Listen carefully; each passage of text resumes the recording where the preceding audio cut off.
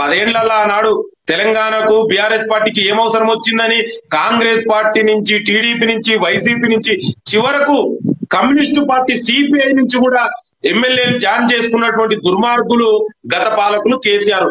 అదే విధంగా 2018లో ఒక దళిత నాయకుడికి ఆపోజిషన్ స్టేటస్ ఇస్తే చూసి ఓర్వలేక ఒక దళిత నాయకుడు ప్రతిపక్ష నాయకుడుగా ఉండొద్దని కుట్రతోటి కాంగ్రెస్ పార్టీ నుంచి గెలిచినటువంటి ఎమ్మెల్యేలు జాయిన్ చేసుకుంది కేసీఆర్ కదా.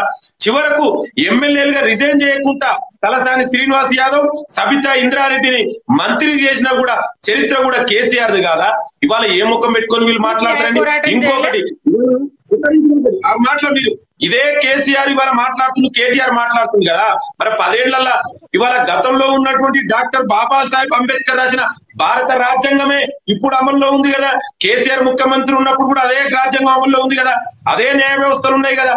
మరి ఆనాడు ఏ నిర్ణయం తీసుకుర్రు, ఇవాళ కూడా అదే నిర్ణయం తీసుకుంటారు. ఇవాళ ఎమ్మెల్యేలు చాలా స్పష్టంగా చెప్పారు వాళ్ళు ఏ పార్టీలు. ఇవాళ నిర్ణయం తీసుకోవాల్సింది ఎవరండి?